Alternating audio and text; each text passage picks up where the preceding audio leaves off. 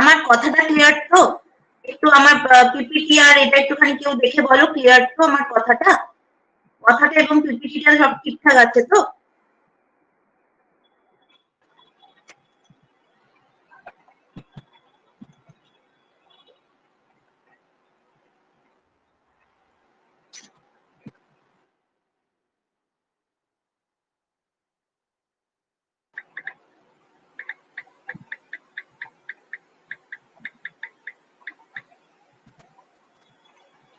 কথা ক্লিয়ার নয় আমার? এবার দেখো তো আমার কথা ক্লিয়ার কিনা।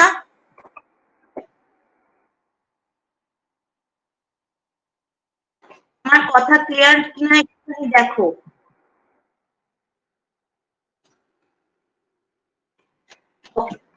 তো আজকে আমি যে টপিকটা বলবো তার আগে আমি একটুখানি বলে নিই আমাদের সিলেবাসটা নিয়ে, কারণ এই সিলেবাসটা 2016 এর সিলেবাসটাই কিন্তু এখনো অব্দি আমরা জানি এই সিলেবাসের ওপরই পরীক্ষা হবে, এবং এই সিলেবাসে আমাদের দেওয়া রয়েছে 9, 10 আর 11, 12। ওকে, 9, 10 আর 11, 12 এর সিলেবাসের মধ্যে একটু ছোট্ট পার্থক্য আছে।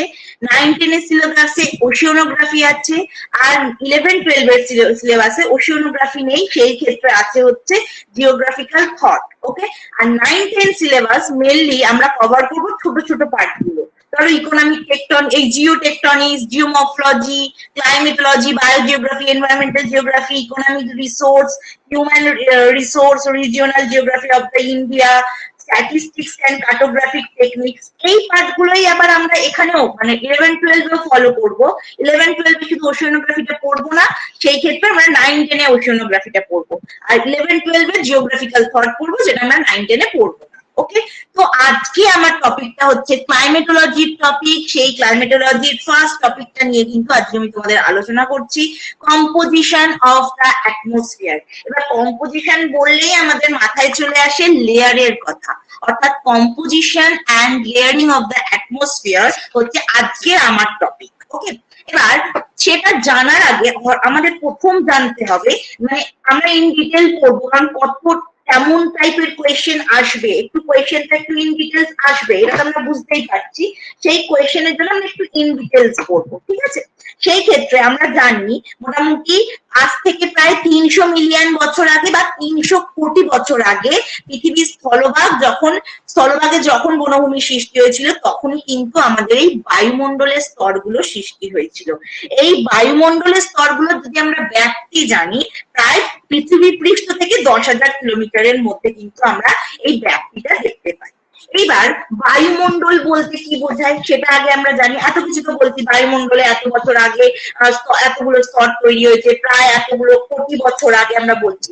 সেই ক্ষেত্রে বায়ুমণ্ডল বলতে আমরা বুঝি মেনলি বায়ুমণ্ডল হলো গ্যাসের একটি পুরু খাম, যা পৃথিবীকে বেষ্টন করে আছে এবং পৃথিবী পৃষ্ঠ থেকে হাজার হাজার মাইল পর্যন্ত বিস্তৃত, যেটা আমরা বললাম মোটামুটি 10,000 কিলোমিটার পর্যন্ত কিন্তু বিস্তৃত।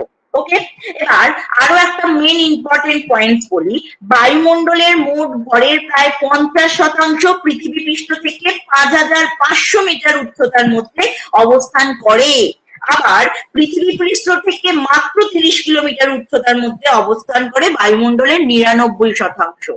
That is the most important point. কিন্তু ভাবো, মোট ভরের মাত্র 50% 5,500 মিটার পর্যন্ত উচ্চতা অব্দি অবস্থান করে, কিন্তু মেন যে 30% ট্রোপোস্ফিয়ার, স্ট্র্যাটোস্ফিয়ার, এগুলো যেগুলো যে মেন, সেগুলো কিন্তু মেনলি 30 কিলোমিটারের মধ্যে কিন্তু অবস্থান করছে।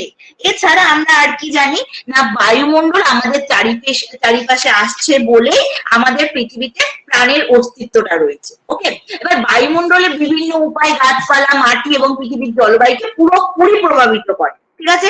সেই জন্যই হয়তো আজকে আমাদের এত গরম পড়ছে, এই জায়গায় ওয়েদারটা চেঞ্জ হচ্ছে। আমরা ওয়েদার আর ক্লাইমেটের মধ্যে পার্থক্য নিশ্চয়ই বুঝি, যেহেতু ক্লাইমেটোলজি পড়ছি সেই জন্য এত প্রসঙ্গ উঠছে। ওয়েদার হচ্ছে 30 থেকে 35, ওয়েদার হচ্ছে প্রতিদিন চেঞ্জ হওয়ার জিনিস।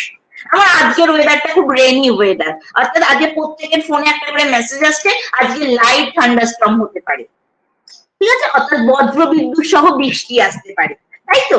সেই ক্ষেত্রে আমরা বলতে পারি আবার ক্লাইমেট কি, ক্লাইমেট হচ্ছে ধরো 30 থেকে 35 বছর আগে আমাদের একরকম ক্লাইমেট ছিল, আবার আস্তে আস্তে 30 থেকে 35 বছর পর ক্লাইমেটটা চেঞ্জ হচ্ছে। অর্থাৎ সেক্ষেত্রে আমরা বলতে পারি তো রাজস্থানের ক্লাইমেট আর এখনকার এখানকার ক্লাইমেট, মনে করে দেখো তো আমাদের এখানে যখন বৈশাখ মাস বেশ গরম পড়ছে তখন গরমটা কিন্তু খুব একটা কষ্ট লাগছিল না। কেন লাগছিল না? কারণ হচ্ছে গরমটা শুষ্ক ছিল। এই অঞ্চলে কিন্তু শুষ্ক গরম দেখতে পাওয়া যায় না, এই অঞ্চল কিন্তু আর্দ্র গরম দেখতে পাওয়া যায় বা আর্দ্র উষ্ণ অঞ্চল, তাই তো? সেই ক্ষেত্রে কিন্তু ক্লাইমেটটা কোথাও না কোথাও চেঞ্জ হচ্ছে। আবার রাজস্থানের ক্ষেত্রে যদি দেখা যায়, রাজস্থানে এখন মানে রিসেন্ট যে রিসার্চ চলছে, প্রচুর গাছপালা জন্মাতে দেখা যাচ্ছে। রাজস্থানে কি কখনো ভাবা গিয়েছিল প্রচুর গাছপালা দেখবে? সেজন্যই বলছে যে বিভিন্ন উপায়ে গাছপালা, মাটি, পৃথিবীর জলবায়ুকে কিন্তু এই বায়ুমণ্ডল প্রভাবিত করছে। এবার এই বায়ুমণ্ডল নিয়ে যদি আমরা বলি বা কম্পোজিশন অফ দা অ্যাটমসফিয়ার দিয়ে যদি আমরা বলি, সেক্ষেত্রে আমরা বলতেই পারি বায়ুমণ্ডল বিভিন্ন গ্যাসের মিশ্রণ। ওকে, এতে প্রচুর পরিমাণে কঠিন এবং তরল কণা রয়েছে যা সম্মিলিতভাবে অ্যারোসোল নামে পরিচিত। ওকে, এবার বিশুদ্ধ শুষ্ক বায়ুতে মোটামুটি nitrogen, oxygen, argon, carbon die oxide, hydrogen, helium, ozone, এছাড়াও জলীয় বাষ্প, ধূলিকণা, ধোঁয়া, লবণ প্রভৃতি সব কিছু কিন্তু বায়ুমণ্ডলে রয়েছে। আচ্ছা, এবার এই বায়ুমণ্ডলে এত কিছু রয়েছে এবং এই বায়ুমণ্ডল কিন্তু এইগুলো একটা কিছু যদি মিস চলে যায় আমাদের কিন্তু প্রাণের অস্তিত্ব কোথাও না কোথাও বিঘ্নিত হবে। ওকে, এবার আমরা বলতে পারি বর্তমানে যে বায়ুমণ্ডল পৃথিবী পৃষ্ঠকে আমরা বেষ্টন করে আছে সেটার উৎপত্তি মোটামুটি 580 মিলিয়ন বছর আগে। ঠিক আছে, এটা মনে করা হয়। সৃষ্টির আদি স্তরে পৃথিবী পৃষ্ঠ ছিল গলিত লাভা স্তর, এটা আমরা জানি প্রত্যেকে। লাভা স্তর শীতল হওয়ার ফলে লাভা থেকে নির্গত হয় বিভিন্ন গ্যাস, এটা প্রমাণ পাওয়া গেছে। যদি আমরা বলি প্রাথমিক অবস্থায় বায়ুমণ্ডলে কার্বন ডাই অক্সাইডের পরিমাণ ছিল 10 থেকে 15%। নাইট্রোজেনের অবস্থান ছিল, এটা 580 বছর আগেকার কথা বলছি আমি, নাইট্রোজেনের পরিমাণ ছিল 8 to 10%। ওকে, এই সময় বায়ুমণ্ডলে অক্সিজেনের পরিমাণ অত্যন্ত কম ছিল, বা বলতে পারো অক্সিজেন নেই বললেই চলে। কিন্তু সেটা পরিবর্তিত হয়ে বিশুদ্ধ শুষ্ক বায়ুতে এখন নাইট্রোজেনের পরিমাণ হয়েছে 78%, অক্সিজেনের প্রায় 20%। সেখানে কার্বন ডাই অক্সাইড কমে কত হয়েছে? 0.03%। তার মানে কতটা কমেছে আমরা দেখতে পাচ্ছি। ওকে, এবার আস্তে আস্তে ঢুকি ব্যাপারটাতে। বায়ুমণ্ডলের উপাদান হিসাবে আমরা বলি, বায়ুমণ্ডলের উপাদান নিয়ে যদি আমরা আলোচনা করি, সেটা বিভিন্ন প্রকার, আমি আগেই বললাম যে বিভিন্ন প্রকার উপাদান নিয়ে একটা যৌগিক মিশ্রণ আমাদের বায়ুমণ্ডল, তাই তো? যার মাধ্যমে বিভিন্ন প্রকার গ্যাসের পরিমাণ সর্বাধিক। বায়ুমণ্ডলের উপাদানগুলি পৃথিবীর জীবমণ্ডল মানে জীবমণ্ডলকে প্রাণ ধারণে সহায়তা করে। এবার 3 ধরনের উপাদান আমরা মেনলি বায়ুমণ্ডলে দেখতে পাই। কি কি উপাদান? গ্যাসীয় উপাদান, জলীয় বাষ্প যেটাকে আমরা ওয়াটার ভেপার বলি, আর ধূলিকণা যেটাকে আমরা ডাস্ট পার্টিকেলস বলি। তাহলে 3 ধরনের উপাদান আমি দেখতে পাচ্ছি, গ্যাসিয়াস এলিমেন্ট, ওয়াটার ভেপার, আর একটা হচ্ছে ডাস্ট পার্টিকেলস। ঠিক আছে, এই ক্ষেত্রে এবার এগুলোকে আমরা আস্তে আস্তে আরো ডিটেলসে ভাগ করবো। এবার তোমরা বলতে পারো যে ম্যাম ধূলিকণাটাকে আমরা এটাও বলতে পারি জৈব এবং অজৈব কণিকা, যার মধ্যে খনিজ লবণ, কয়লার গুলো, ধূলিকণা, বালুকা এগুলো রয়েছে। ঠিক আছে, আরো একটা ইনফরমেটিভ কথা বলি, মানে ইন ডিটেলস ঢোকার আগে আরো একটা ইনফরমেটিভ, এগুলো তোমরা নোট ডাউন করতে থাকো, আমি তোমাদেরকে পরে ডিটেল নোট দিয়ে দেবো। অবভিয়াসলি ডিটেল নোটটা তোমাদের পড়া উচিত, এগুলো আমি পারবো যতটা সম্ভব ওয়ান লাইনার করে দেওয়ার চেষ্টা করবো, যাতে তোমাদের শুধু ইনফরমেশন গুলো গ্যাদার হয়। কারণ আমাদের এখন বেশি, আমি বলছি ইন ডিটেলস পড়বো, কিন্তু বেশি পড়ার সময় নেই। 3 মাসের মধ্যে এতগুলো ইউনিট নামাতে হবে আমাদের, কারণ সেপ্টেম্বর প্রায় দেখতে, আজ জুনের মিডিল হয়ে গেল, প্রায় দেখতে দেখতে সেপ্টেম্বর চলে আসবে।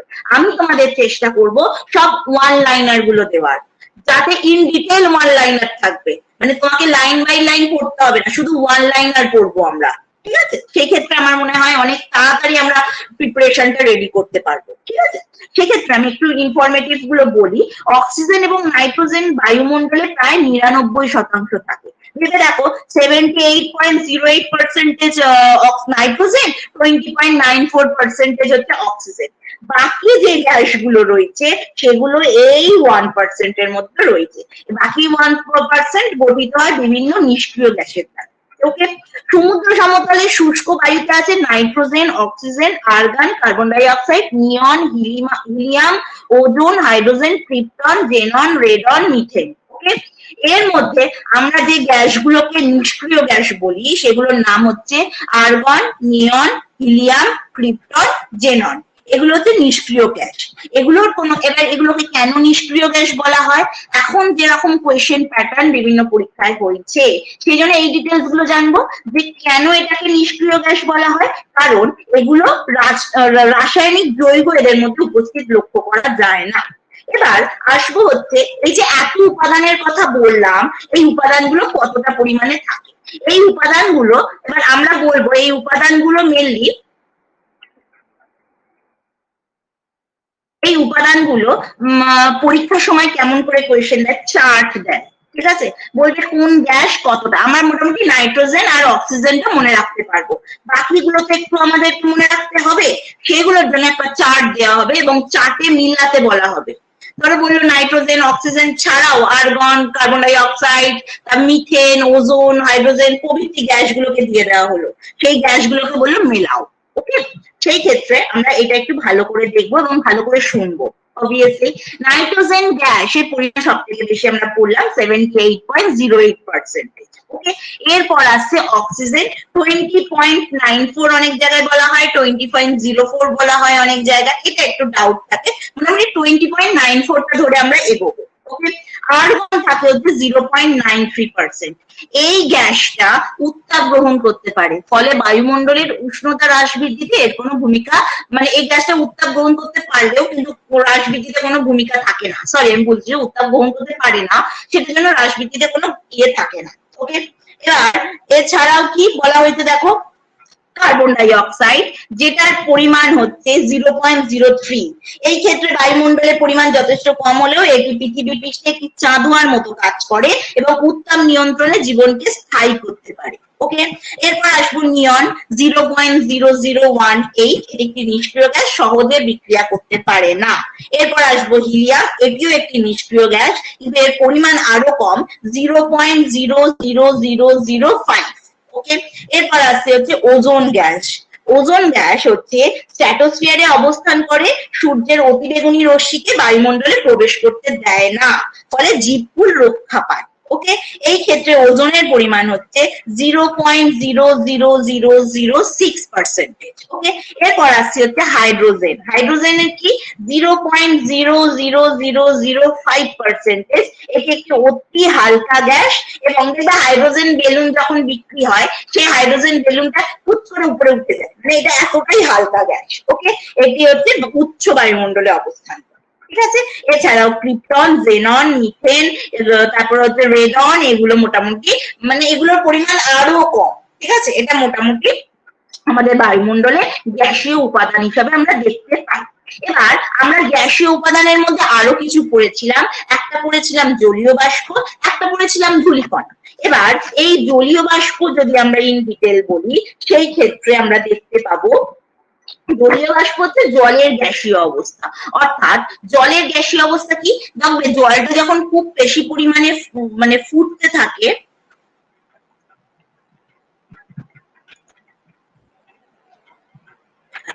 জলটা যখন খুব বেশি পরিমাণে ফুটতে থাকে সেই সময় যে মানে ভেপারটা হয় তাকে মহাসাগর, নদ নদী, হ্রদ, অন্যান্য জলাশয়, গাছপালা থেকে বাষ্পীভবনের মাধ্যমে এই জলীয় বাষ্পটা বায়ুমণ্ডলে মিশছে। ওকে, বায়ুমণ্ডলের মোট ভরের, এটা একটা বায়ুমণ্ডলের মোট ভরের শতকরা 0.25 ভাগ রয়েছে জলীয় বাষ্প এবং শতকরা 90 ভাগ ভূপৃষ্ঠ থেকে 6 কিলোমিটার উচ্চতার মধ্যে অবস্থান করছে। ওকে, বায়ুতে জলীয় বাষ্পের পরিমাণ এত কম এবং কম হলেও ঋতুভেদে এবং অঞ্চলভেদে এর পরিমাণে তারতম্য দেখা যায়। এই জলীয় বাষ্পই কিন্তু আমাদের আজকে বৃষ্টিপাত ঘটাতে সাহায্য করছে। ঠিক আছে, এবার এটা পরিমাণ কম হলেও এটা কিন্তু ঋতুভেদে, যেমন আমাদের বর্ষাকালে প্রচুর পরিমাণে জলীয় বাষ্প বাতাসে থাকে, ঠিক আছে। আবার অঞ্চল ভেদে, যেখানে শুষ্ক বা অঞ্চল, যেমন ধরো ভূমধ্যসাগরীয় অঞ্চলের কথা যদি বলি, ভূমধ্যসাগরীয় অঞ্চলে শীতকালে বৃষ্টি হয়, অর্থাৎ শীতকালে জলীয় বাষ্পের পরিমাণটা বেশি থাকে, গরমকালে কিন্তু শুষ্ক হয়। আবার যদি নিরক্ষীয় অঞ্চলের কথা বলি, সারা বছরই বৃষ্টি হচ্ছে, তাহলে সারা বছরই সেই অঞ্চলটাতে জলীয় বাষ্পের পরিমাণ থাকছে। ওকে, এবার বলতে দেখো, মেরু প্রদেশ উষ্ণ মেরু অঞ্চলে জলীয় বাষ্পের পরিমাণ অতি সামান্য হলেও উষ্ণ আর্দ্র ক্রান্তীয় অঞ্চলে এর পরিমাণ শতকরা 4 ভাগ।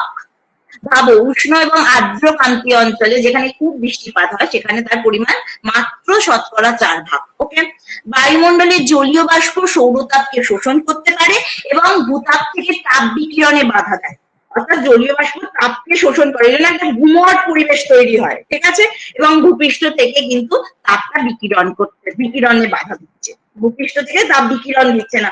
অর্থাৎ এটা কিভাবে বুঝতে পারবো, ধরো একটা মেঘ আছে, সেই মেঘটা যত মেঘলা ওয়েদার হয় তত দেখবে গরম হয়, কারণ ওই মেঘলা ওয়েদারটাই মেঘটা ভূপৃষ্ঠ থেকে তাপটা কিছুতেই বেরোতে দিচ্ছে না, ফলে একটা গুমট পরিবেশ হয়ে যায়, যেমন এখন পরিবেশটা চলছে। ওকে, আজকে বৃষ্টি হয়েছে বলে একটু ঠান্ডা হয়েছে, ওকে, কালকে অব্দি এই গুমট পরিবেশটা চলেছে।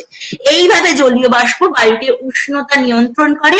বায়ুমণ্ডলের জলীয় বাষ্পের উপস্থিতির জন্য পৃথিবীতে মেঘ, বৃষ্টি, তুষারপাত, কুয়াশা প্রভৃতির কিন্তু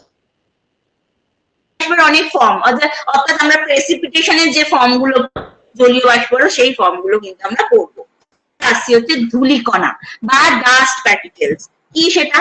বায়ুমণ্ডলের নিচে অন্যান্য গ্যাসীয় অণুর মতো অজস্র ক্ষুদ্রাতি ক্ষুদ্র ধূলিকণা ভেসে বেড়াচ্ছে, যেমন কলকারখানার পোড়া কয়লার ছাই, গাড়ির ধোঁয়া, অজৈব কণা এবং দাবানলের ছাই, উল্কাপাতের ছাই, মরু অঞ্চল এবং সমুদ্র তীরবর্তী অঞ্চলে ধুলো, লবণ কণা প্রভৃতি সূক্ষ্ম ধূলিকণা বায়ুমণ্ডলে ভেসে বেড়াচ্ছে। এর ফলে কি হচ্ছে? ধূলিকণা সূর্যের তাপকে শোষণ করে বায়ুমণ্ডলকে উত্তপ্ত করছে, ঠিক আছে।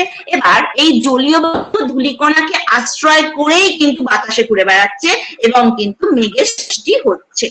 এবার আর একটা ইম্পর্টেন্ট জিনিস হচ্ছে অ্যারোসোল। কি জিনিস সেটা?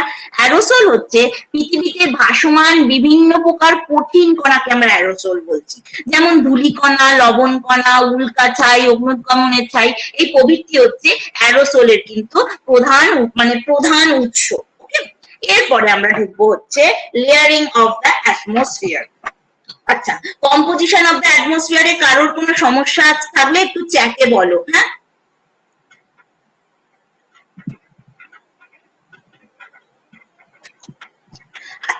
এরপরে আসবো হচ্ছে লেয়ারিং অফ দ্য অ্যাটমসফিয়ার। সেই ক্ষেত্রে আমরা দুভাগে অ্যাটমসফিয়ারের লেয়ারকে ভাগ করতে পারি।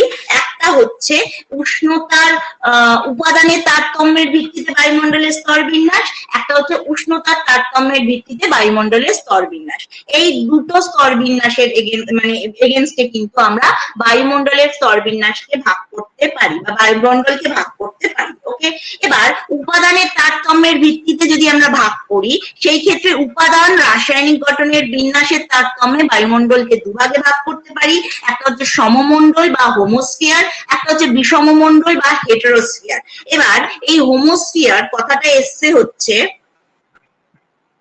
এই হোমোস্ফিয়ার মোটামুটি এসছে হচ্ছে কথাটা হোমো কথার অর্থ থেকে। হোমো মানে সম, আর স্ফিয়ার কথার অর্থ হলো মণ্ডল। ওকে, এবার আমরা বলতে পারি ভূপৃষ্ঠ থেকে 80 কিলোমিটার উচ্চতা পর্যন্ত কিন্তু এই বায়ুমণ্ডলের বিভিন্ন উপাদানের রাসায়নিক গঠন, বিশেষ করে বিভিন্ন গ্যাসের অনুপাত প্রায় একই রকম থাকে। ওকে, এবার হোমো বলতে বোঝাচ্ছে এক লেয়ারের স্তরগুলো, সেই স্তরগুলো যখন একই উপাদানগুলো দিয়ে গঠিত, একই রাসায়নিক গঠন দিয়ে গঠিত, সেটাকে বলা হচ্ছে হোমোস্ফিয়ার।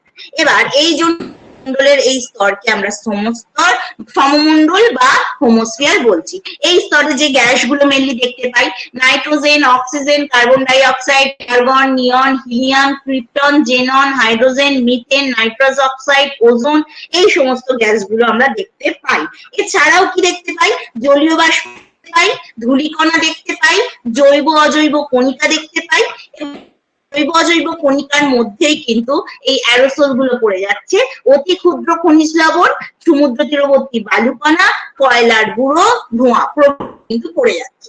আবার এই অঞ্চল হোমোস্ফিয়ারকে বেশ কিছু স্তরে ভাগ, অর্থাৎ যে স্তরগুলো এই হোমোস্ফিয়ারের মধ্যে থাকে সেই স্তরগুলোর নাম হচ্ছে ট্রোপোস্ফিয়ার, স্ট্র্যাটোস্ফিয়ার, মেসোস্ফিয়ার আর একটা হচ্ছে নিম্ন থার্মোস্ফিয়ার। এই স্তরগুলো কিন্তু এই হোমোস্ফিয়ারের মধ্যে পড়ে যাচ্ছে। এরপরে আসবো হচ্ছে হেটেরোস্ফিয়ার বা বিষম মণ্ডল। সেই ক্ষেত্রে আমরা যে স্তরগুলো বিষম, হেটেরো কথার অর্থ হলো বিষম আর স্ফিয়ার কথার অর্থ হলো হচ্ছে মণ্ডল। ওকে, সেই ক্ষেত্রে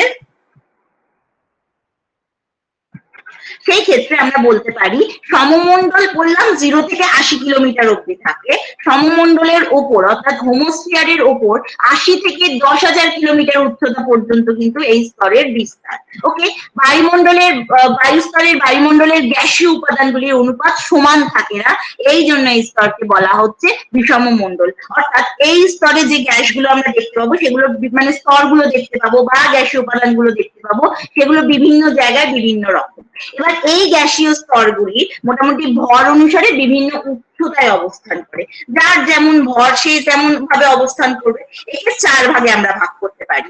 একটা হচ্ছে আণবিক নাইট্রোজেন স্তর, পারমাণবিক অক্সিজেন স্তর, একটা হচ্ছে হিলিয়াম স্তর, একটা হচ্ছে হাইড্রোজেন স্তর। এই স্তরগুলো আমরা মেনলি আলোচনা করব যখন আমরা এক্সোস্ফিয়ারটা পড়বো। ঠিক আছে, এটা হলো একটা পার্ট যেটা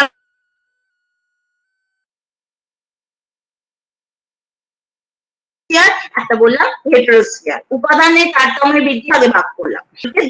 উষ্ণতার তারতম্যের, সেই ক্ষেত্রে আমরা বলতে পারি যে 6টি স্তর রয়েছে। ওকে, সেই বিভিন্ন বইতে আরো 7টা, কেউ 6টা, কেউ ওজোনোস্ফিয়ারকে দেখায়, কেউ ওজোনোস্ফিয়ারকে স্ট্র্যাটোস্ফিয়ারের মধ্যেই দেখিয়ে দেয়। আমি যেমন ওজোনোস্ফিয়ারকে স্ট্র্যাটোস্ফিয়ারের মধ্যেই দেখিয়ে দিয়েছি।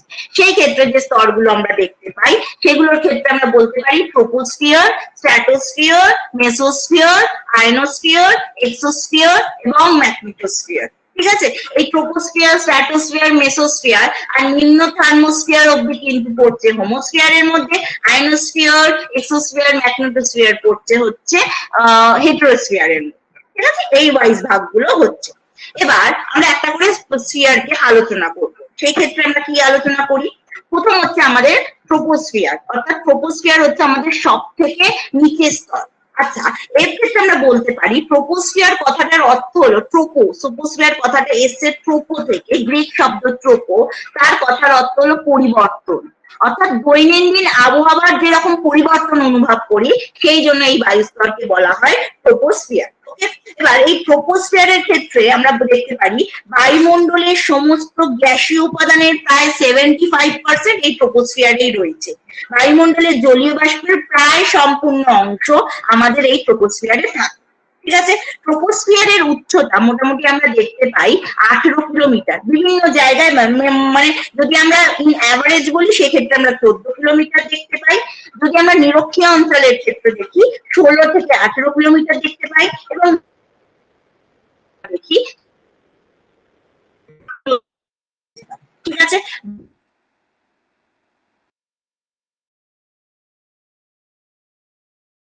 বলে অর্থাৎ পরিবর্তন হয়েছে। এই ট্রোপোস্ফিয়ারে আরো বেশ কিছু বৈশিষ্ট্য রয়েছে, সেই ক্ষেত্রে আর বলার আগে আমি এটা বলে নিই। বায়োস্ফিয়ার ট্রোপোস্ফিয়ারে প্রায় 90% ধূলিকণা, জলীয় বাষ্প, কুয়াশা, মেঘ প্রভৃতি থাকায় এই স্তরে ঝড়, বৃষ্টি, শিলাবৃষ্টি, বজ্রপাত, তুষারপাত প্রভৃতিগুলো হয়। তাই এই স্তরকে ক্ষুব্ধমণ্ডল বলা হয় এবং এই স্তরে কিন্তু আমরা বসবাস করে থাকি। এবার এছাড়াও এই ট্রোপোস্ফিয়ারকে কনভেকটিভ রিজিয়ন বলা হয়। কেন বলা হয়? এই ট্রোপোস্ফিয়ারে সর্বদা বায়ুমণ্ডলের একটি ঘূর্ণন প্রক্রিয়া চলতে থাকে। ট্রোপোস্ফিয়ারে ভূপৃষ্ঠ এবং বায়ুমণ্ডলীয় উষ্ণতার পরিচলন স্রোত সৃষ্টি করে বলে এই স্তরকে কনভেকটিভ রিজিয়ন বলা হয়। ওকে, এবার উচ্চতা বৃদ্ধির সাথে সাথে এই স্তরে বায়ুর গতিবেগ বাড়তে থাকে এবং ট্রোপোস্ফিয়ারের সর্বোচ্চ স্তরে বায়ুর গতিবেগ কিন্তু সর্বাধিক, এটা কিন্তু মাথায় রাখতে হবে। ওকে, এবার যদি আমরা বলি ট্রোপোস্ফিয়ার উচ্চতা বৃদ্ধির সাথে সাথে উষ্ণতা হ্রাস পেতে থাকে, এটা ইন নর্মাল ব্যাপার। যত ট্রোপোস্ফিয়ার যত উচ্চতা বাড়বে, যত আমরা হিমালয়ের কাছে যাব, তত তো আমাদের উষ্ণতা কমতে থাকে, এটা তো ইন জেনারেল ব্যাপার। এই ক্ষেত্রে আমরা কিন্তু দেখতে পাই ইন জেনারেল ব্যাপারটাই দেখতে পাই, উচ্চতা বৃদ্ধির সাথে সাথে কিন্তু উষ্ণতা হ্রাস পেতে থাকছে। এবার উষ্ণতার এই পরিবর্তন গড় হারকে আমরা নরমাল ল্যাপস রেট বলে থাকি। এবার ট্রপোস্ফিয়ার গড়ে প্রতি 1000 কিলোমিটারে বা 1000 মিটারে বা 1 কিলোমিটারে 6.4 ডিগ্রি সেলসিয়াস হারে কিন্তু এই ল্যাপস রেটটা মানে এই উষ্ণতাটা কিন্তু হ্রাস পাচ্ছে। ওকে, এবার যদি আমি বলি একটি বিজ্ঞানীর কথা, সিইপি ব্রুক, উনি বলেছিলেন এই উষ্ণতা পরিবর্তনের হার সর্বনিম্ন 2 কিলোমিটার উচ্চতায় নরমাল ল্যাপস রেটে 5 ডিগ্রি সেলসিয়াস প্রতি কিলোমিটারে এবং 60 কিলোমিটার উষ্ণতা দেখা গেছিল 6 ডিগ্রি সেলসিয়াস প্রতি কিলোমিটার এবং 6 টু উচ্চতায় এই উষ্ণতার হার দেখা গিয়েছিল 7 ডিগ্রি সেলসিয়াস প্রতি কিলোমিটার। ওকে, এরপর ট্রপোস্ফিয়ারের যে উচ্চ সীমা, সেই ট্রপোস্ফিয়ারের উচ্চ সীমাকে আমরা বলি ট্রোপোপজ। তাহলে এটি এমন একটি স্তর যা ট্রপোস্ফিয়ারকে স্ট্র্যাটোস্ফিয়ার থেকে আলাদা করেছে এবং ট্রপোস্ফিয়ারের তাপমাত্রা সাধারণত উচ্চতার সাথে হ্রাস পায়, যেখানে ট্রপোস্ফিয়ারের উপরে তাপমাত্রা আর হ্রাস পায় না। ওকে, এবার এই ট্রপোপজের মোটামুটি অবস্থানটা আমরা বলি ভূপৃষ্ঠ থেকে 18 কিলোমিটার পর্যন্ত, অর্থাৎ নিরক্ষীয় ট্রপোস্ফিয়ারে, নিরক্ষীয় অঞ্চলে যে ট্রপোস্ফিয়ার সেটা 18 কিলোমিটার অব্দি অবস্থিত। এরা উচ্চতা বৃদ্ধি, ট্রপোস্ফিয়ারের উচ্চতা বৃদ্ধির সাথে উষ্ণতা হ্রাস পেলেও পায় বলে ট্রপোপজ যেহেতু সর্বোচ্চ সীমা, এর উষ্ণতা সর্বাপেক্ষা কম। এবার ট্রপোপজের উষ্ণতা নিরক্ষীয় অঞ্চলে সর্বাপেক্ষা কম, তুলনায় মেরুপ্রদেশীয় অঞ্চলে ট্রপোপজের উষ্ণতা বেশি। এবার যদি আমরা বলি নিরক্ষীয় অঞ্চলে ট্রপোপজের উষ্ণতা -51 ডিগ্রি সেলসিয়াস। ঠিক আছে, এই হলো আমাদের ট্রপোপজ। এছাড়াও আরেকটু বলে নিই, মধ্য অক্ষাংশীয় অঞ্চলে জেট বায়ু প্রবাহ ট্রপোস্ফিয়ারে এমন উচ্চতায় পৌঁছায় যে ট্রপোপজের উচ্চতা পরিবর্তন হয়। ওকে, সেই ক্ষেত্রে সাধারণত ট্রপোস্ফিয়ার স্তরটি নিরক্ষীয় থেকে মেরুপ্রদেশের দিকে ঢালু হয়, তবে আবহাওয়ার পরিবর্তনের সাথে সাথে মধ্য অক্ষাংশের ট্রপোস্ফিয়ারের উচ্চতা কিন্তু বৃদ্ধি পায়। ঠিক আছে, এরপরে আসবো হচ্ছে স্ট্র্যাটোস্ফিয়ার, অর্থাৎ ট্রপোস্ফিয়ারের যে পরের স্তর তাকে আমরা বলি স্ট্র্যাটোস্ফিয়ার। এই আগে যেমন ক্ষুব্ধ মন্ডল কেন বলা হচ্ছিল না, সেখানে ঝড় বৃষ্টি সবকিছু হচ্ছিল। এই ক্ষেত্রে এই স্তরটিকে শান্ত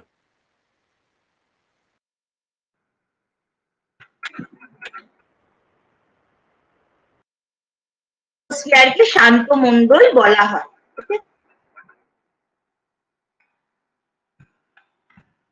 শান্তমন্ডল বলা হচ্ছে স্ফিয়ারের ওপরে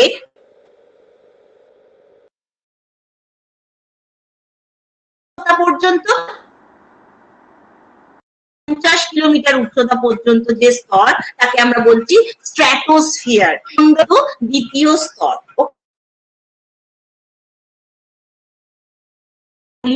মানে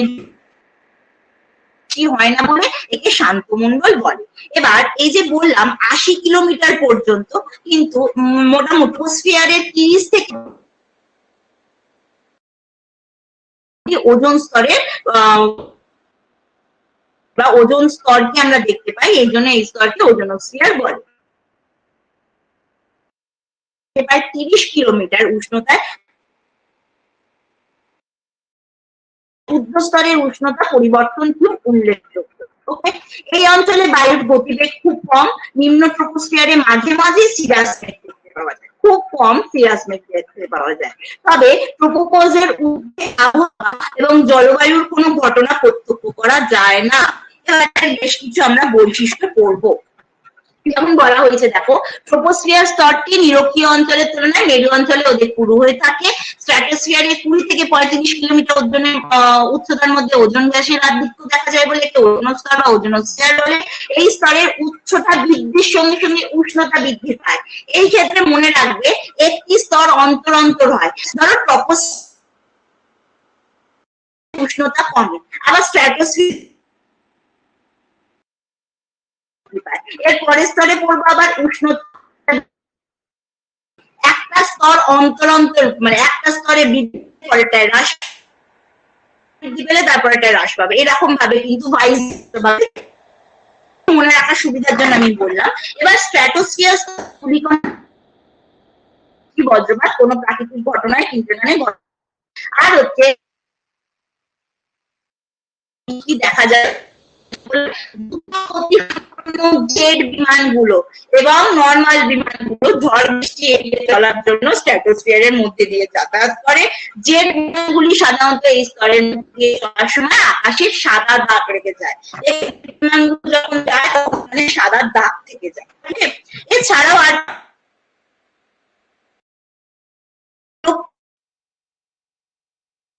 মেরু প্রদেশ পর্যন্ত সর্বত্র স্ট্র্যাটোস্ফিয়ারের উষ্ণতাটা বাড়তে থাকে।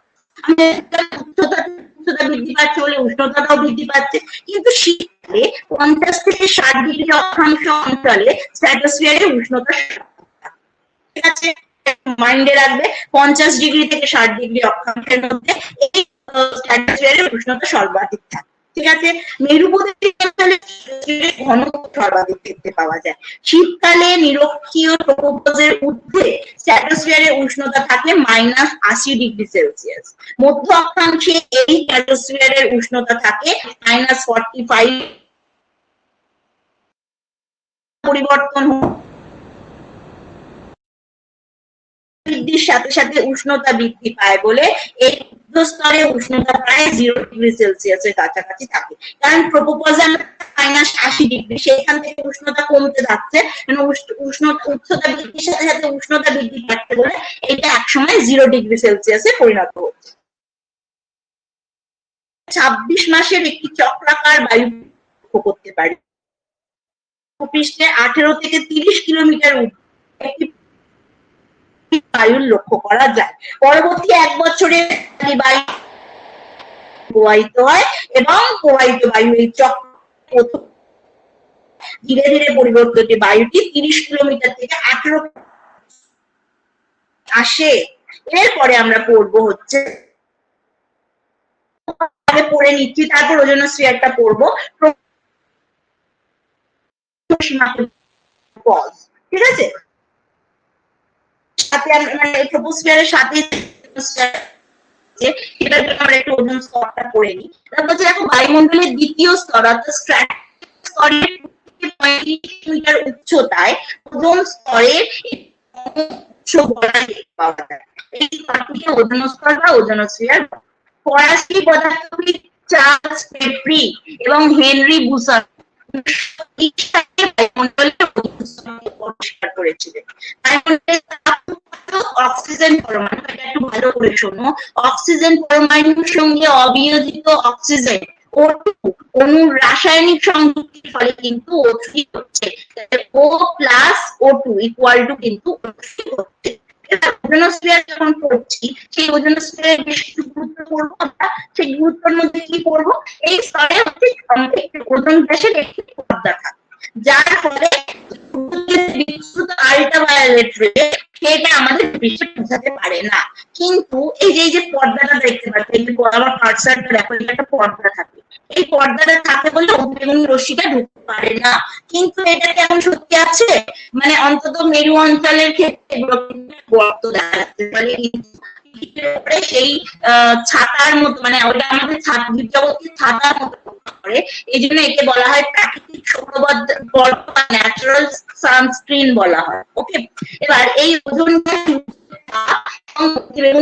শোষণ করছে, ফলে এই স্তরের তাপমাত্রাটা অনেকটা বেশি হচ্ছে। ঠিক আছে, এবার এই ক্ষেত্রে যদি আমরা বলি,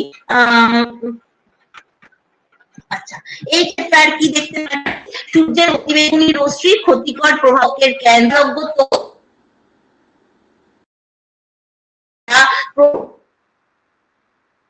এই সমস্যাগুলো থেকে জীবকে রক্ষা করছে। আর কি, ওজোন স্তর সূর্যের রশ্মিকে শোষণ করে নিচ্ছে এবং পৃথিবীকে জীবের বসবাসের উপযোগী করে তুলছে। তার মানে ওজোন স্তরের গুরুত্বটা কিন্তু অসীম আমাদের ক্ষেত্রে। আমাদের বিভিন্ন রোগের হাত থেকে, বিভিন্ন ক্যান্সারের হাত থেকে বাঁচাচ্ছে, আমাদের জায়গাটাকে বসভূমি করে তুলছে, ন্যাচারাল সানস্ক্রিন বা প্রাকৃতিক সৌরপদ্মা হিসাবে কাজ করছে। ঠিক আছে, অতিবেগুনি রশ্মিকে শোষণ করে নিচ্ছে, তাপমাত্রার জন্য খুব বেশি হয় এই লেয়ারে। এবার ওজোন স্তরটা সুন্দরভাবে ধ্বংস হচ্ছে। দেখো এই যে স্ট্র্যাটোস্ফিয়ার, এই যে আমাদের ট্রপোস্ফিয়ার, এটা ট্রপোস্ফিয়ার, এই ক্ষেত্রে এটা হচ্ছে ধরো ওজোন স্তর। স্ট্র্যাটোস্ফিয়ার থেকে 34 কিলোমিটার আমরা বললাম, সেটা হলো ওজোনোস্ফিয়ার। এই ওজোনোস্ফিয়ারটা আস্তে আস্তে ধ্বংসের পথে। কিভাবে ধ্বংস হচ্ছে দেখো, এই স্তরটি একটি স্বাভাবিক প্রাকৃতিক ঘটনা। হিমঘর, রেফ্রিজারেটর, এয়ার কন্ডিশন প্রভৃতি একটি গ্যাস, যেটা হচ্ছে সিএফসি। এছাড়া অগ্নি নিবারক গ্যাস ব্রোমিন সমৃদ্ধ halon gas, methyl chloroform, sulphate যৌগ প্রভৃতি ওজোন অণুর সঙ্গে এতে পুরোপুরি ওজোন অক্সিজেন অণু এবং পরমাণু যেটা ছিল সেটাকে চিরস্থায়ী ভাবে ভেঙে দিচ্ছে। এর ফলেই কিন্তু ওজোন গ্যাসটা ধ্বংস হয়ে যাচ্ছে। ঠিক আছে, এবার ওজোন গ্যাসকে ধ্বংস হচ্ছে, তারপরে একটা আমরা দেখতে পাচ্ছি মোটামুটি ওজোন গ্যাসটা ধ্বংস হচ্ছে বলেই কোথাও না কোথাও এত পরিমাণে ক্যান্সারের পরিমাণ। ওজোন স্তরকে আমরা কিভাবে প্রতিরোধ করব, বা এই ওজোন স্তরকে কিভাবে, ওজোন গর্তটাকে কিভাবে আমরা বাঁচাবো। ঠিক আছে, বলেছে দেখো, পরিবেশ মিত্র গ্যাসের ব্যবহার করতে হবে, ওজোন ক্ষয়কারী পদার্থের পুনর্ব্যবহার এবং উৎপাদন নিয়ন্ত্রণের প্রভৃতি ব্যবস্থা গ্রহণ করতে হবে। ফলে ওজোন স্তরটি ক্ষয় রোধের চেষ্টা করা হবে। স্ট্র্যাটোস্ফিয়ারে ওজোন গ্যাসের ঘনত্ব 20 ডপসন। ডপসন হচ্ছে ওজোন গ্যাসের ঘনত্ব মাপার ইউনিট, যেটা হচ্ছে 200 ডপসনের পরিমাণ কম হলে সূর্যের অতিবেগুনি রশ্মি এই স্তরে ভেদ করে পৃথিবীতে এসে পৌঁছায়। একে বলা হচ্ছে ওজোন গর্ত। তাহলে আমাদের এমন কিছু, আমাদের এই সিএফসি গ্যাস, ব্রোমিং এর, হ্যালোন গ্যাস, এগুলোকে ব্যবহার কমাতে হবে। তার ফলে যদি ওজোন স্তরের প্রতিরোধ আমরা কোনোভাবে করতে পারি।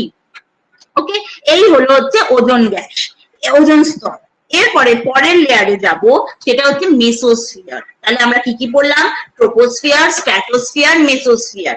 মেসোস্ফিয়ারটা পড়বো। তাহলে ট্রোপোস্ফিয়ারের পর ট্রোপোপজ, স্ট্র্যাটোস্ফিয়ারের পর স্ট্র্যাটোপজ, তার মাঝখানে পড়ছে ওজোনোস্ফিয়ার, এবার পড়ছে হচ্ছে মেসোস্ফিয়ার। এইভাবে কিন্তু পর পর সাজাতে দেয়, বা কিলোমিটার গুলো, এই কত কিলোমিটার অব্দি বিস্তৃত সেইগুলো কিন্তু আমাদের ভালো করে মাথায় রাখতে হবে। না হলে কিন্তু আমরা পরীক্ষার সময় এই সাজাতে দিতে পারে কেমন, তোমরা বলতে পারো ম্যাম কেমন টাইপের কোয়েশ্চেন আসতে পারে।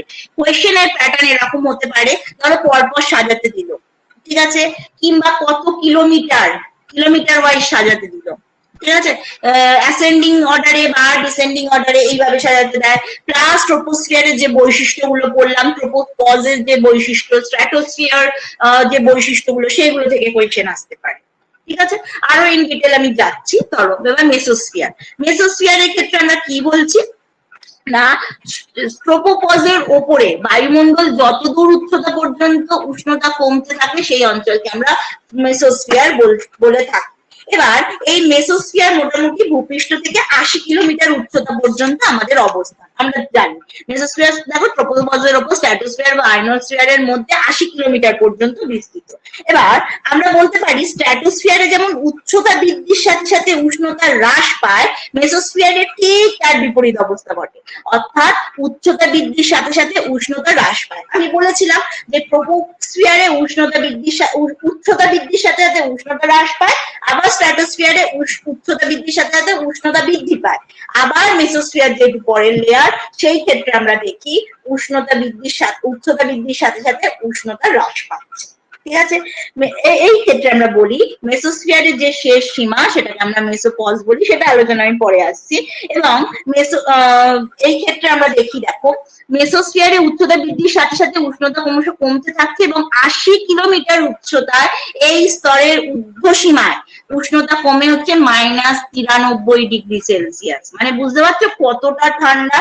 মহাকাশ থেকে যে সমস্ত উল্কা পৃথিবীর দিকে ছুটে আসে সেগুলো এই মেসোস্ফিয়ারে এসেই পুড়ে ছাই হয়ে যায়, কারণ এতটা টেম্পারেচার কম, সে এই অঞ্চলে এসেই মোটামুটি পুড়ে ছাই হয়ে যাচ্ছে।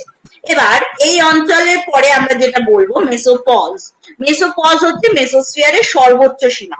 তাহলে বলেছে দেখো মেসোস্ফিয়ারের উপরে যে উচ্চতায় তাপমাত্রা হ্রাস পাচ্ছে, অর্থাৎ তাপমাত্রা হ্রাস পাওয়া থেমে যাচ্ছে, তাকে পজ অর্থাৎ পজ করছে, তাকে বলছি মেসোস্পজ। অর্থাৎ মেসোস্ফিয়ারের ঊর্ধ্বসীমাকে আমরা মেসোস্পজ বলি। এটি এই স্তরে জলীয় বাষ্প জমাট বাঁধে, এই কারণে এর পর থেকে আয়নোস্ফিয়ার শুরু হয়। এছাড়াও আমরা বলতে পারি এই স্তরের টেম্পারেচার প্রায় -90°C বা 93°C। মেসোস্পজ উষ্ণতা বৈপরীত্য লক্ষ্য করা যায়, অর্থাৎ উচ্চতা বৃদ্ধির সাথে সাথে উষ্ণতাটা হ্রাস পেতে থাকছে, আবার উচ্চতা বৃদ্ধি পেলে উষ্ণতা বৃদ্ধিও পেতে থাকছে, মানে অর্থাৎ দুরকমই দেখতে পাচ্ছি।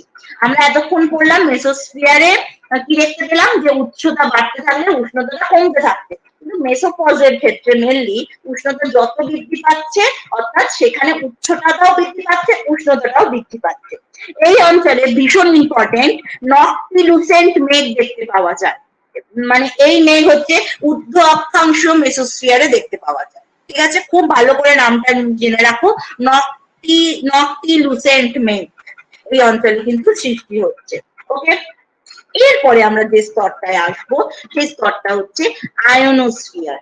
ওকে, আয়োনোস্ফিয়ার নিয়ে কিন্তু আমি একটু ইন ডিটেল আলোচনা করব এবং এটা খুব ইম্পর্টেন্ট একটি স্তর। ওকে, এই স্তরটি হচ্ছে মেসোপজের যে লাস্ট সীমানা, মেসোস্ফিয়ারের যে লাস্ট সীমানা সেটা হলো মেসোপজ, এবং মেসোপজ থেকে প্রায় 500 কিলোমিটার উচ্চতা পর্যন্ত যে স্তর তাকে আমরা আয়োনোস্ফিয়ার বলতে পারি।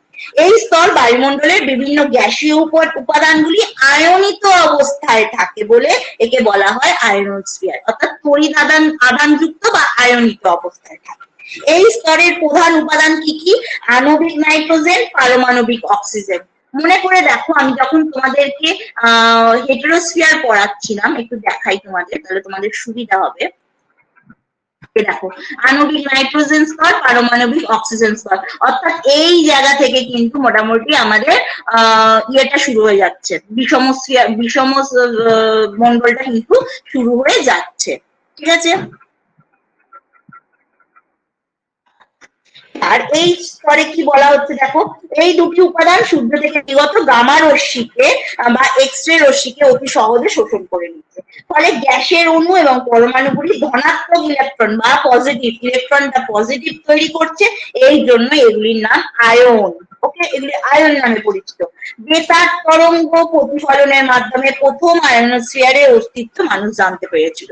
এবার কে জানতে পেরেছিল প্রথম, মানে কারা নাম দিয়েছিল এই স্তরটার? কেনলি এবং হিয়ামেসাইট কিন্তু এই স্তরের নামকরণ করেছিলেন আয়োনোস্ফিয়ার, যেহেতু আয়ন রিলেটেড সেজন্য আয়োনোস্ফিয়ার নাম করেছিল। ভূপৃষ্ঠ থেকে 80 কিলোমিটার ঊর্ধ্বে আয়োনোস্ফিয়ার স্তরটি শুরু, এবং সূর্যের অতিবেগুনি রশ্মি এক্স রে গামা রশ্মি শোষণের ফলে এই স্তরের উষ্ণতা কিন্তু বেড়ে যাচ্ছে। ওকে, দেখো বলা হয়েছে উষ্ণতা বেড়ে, দেখো মেসোস্ফিয়ারের ঊর্ধ্বসীমায় ভূপৃষ্ঠ থেকে 80 কিলোমিটার উচ্চতায় বায়ুমণ্ডলের তাপমাত্রা হয়েছিল -90 ডিগ্রি সেলসিয়াস, সেটা বাড়তে বাড়তে 480 কিলোমিটার উচ্চতায় গিয়ে দাঁড়িয়েছে 1232 ডিগ্রি সেলসিয়াস। মানে কতটা আবার বেড়ে গেছে দেখতে পাচ্ছ, মেসোস্ফিয়ার থেকে আয়োনোস্ফিয়ার এই টেম্পারেচারের মধ্যে বেড়ে গেছে 80 থেকে 600 বা 480 কিলোমিটারে 1232 ডিগ্রি সেলসিয়াস হয়ে গেছে। এই অধিক উষ্ণতার জন্য অক্সিজেন পরমাণু এবং নাইট্রোজেন অণু ধনাত্মক তড়িৎ ইলেকট্রনিকে পৃথক হয়ে যায়, ফলে অক্সিজেন পরমাণু এবং নাইট্রোজেন অণু সম্পূর্ণ ধনাত্মক হয়ে যায় অবস্থা। ওকে, আয়োনোস্ফিয়ারে এর ফলে বেশ কয়েকটি তড়িৎ প্রবাহী স্তরের সৃষ্টি হয়, কেনলি হেমসিডাইট এর মধ্যে উল্লেখযোগ্য। ওকে, যারা নামটা দিয়েছিল।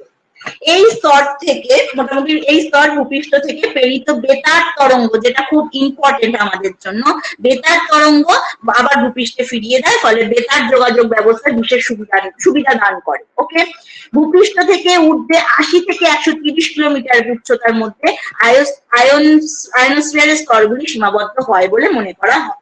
এবার এই আয়োনোস্ফিয়ারে এখানে আর একটা কথা বলি, এখানে হাইড্রোজেন, হিলিয়াম, ওজোন প্রভৃতি গ্যাস আয়নিত অবস্থায় থাকে। এই স্তরের নিচে অত্যন্ত উষ্ণতা দ্রুত হারে বৃদ্ধি পায় বলে একে থার্মোস্ফিয়ারও কিন্তু বলা হয়ে থাকে। এটাও কিন্তু ইম্পর্টেন্ট। আয়োনোস্ফিয়ারটি কিন্তু থার্মোস্ফিয়ার, অনেক জায়গায় দেখবে থার্মোস্ফিয়ার ইন ডিটেল দিয়েছে, কিন্তু আমরা থার্মোস্ফিয়ার বলে থাকি আয়োনোস্ফিয়ারকে। ঠিক আছে, আচ্ছা, এরপরে আসবো হচ্ছে আয়োনোস্ফিয়ারের যে লেয়ার গুলো আমরা দেখতে পাবো, সেই লেয়ার গুলো স্তরগুলোকে আমরা বলবো। আয়ন প্রক্রিয়ার তারতম্য অনুসারে আয়োনোস্ফিয়ারকে 7টি ভাগে ভাগ করা হয়। ঠিক আছে, এই 7টি ভাগটা কিন্তু আমরা ভালো করে জানবো, এখান থেকে কিন্তু বেশ কিছু কোয়েশ্চেন আসতে পারে। যেমন হচ্ছে ডি স্তর। ডি স্তর কি? এই স্তরে স্বল্প দৈর্ঘ্যের বেতার তরঙ্গকে প্রতিফলিত হতে সাহায্য করে, কিন্তু দীর্ঘ এবং মধ্যম মানের সৌর তরঙ্গগুলি শোষণ হয়। সূর্যতাপের সঙ্গে সুদৃঢ় সম্পর্কযুক্ত বলে সূর্যাস্তের পর এই স্তরের অস্তিত্ব লোপ পায়, অর্থাৎ সূর্যতাপ আছে বলে ডি স্তরটা আছে। ঠিক আছে, এরপরে বলবো হচ্ছে ই স্তর, যেটাকে বলা হয় কেনলি হিয়ামেসাইট নামে পরিচিত। এই স্তরটি দীর্ঘ এবং মধ্য বেতার তরঙ্গ প্রতিফলন করে। ডি স্তরের তুলনায় ই স্তরটির অস্তিত্ব অত্যন্ত বেশি স্পষ্ট। সূর্য থেকে আগত অতিবেগুনি রশ্মি ফোটন কণার সঙ্গে নাইট্রোজেন এবং নাইট্রোজেন পরমাণুর পারস্পরিক ক্রিয়ার ফলে এই স্তরের সৃষ্টি হচ্ছে। তাহলে কি বলা হচ্ছে, এই স্তরে যে সূর্য থেকে অতিবেগুনি রশ্মি আসছে তার সঙ্গে নাইট্রোজেন এবং নাইট্রোজেন পরমাণু পরস্পর ক্রিয়া হচ্ছে এবং এই স্তরটা সৃষ্টি করছে।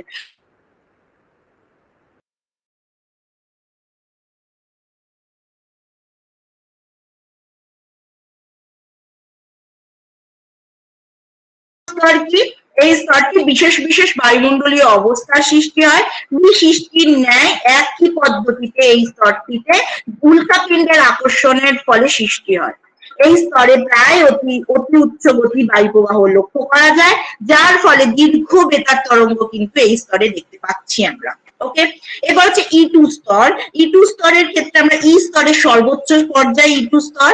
এটি সূর্যের আপাত গতি বা আগত অতিবেগুনি রশ্মি ফোটন কণার সঙ্গে অক্সিজেন অণুর ক্রিয়ার ফলে এই স্তরটি সৃষ্টি হয়।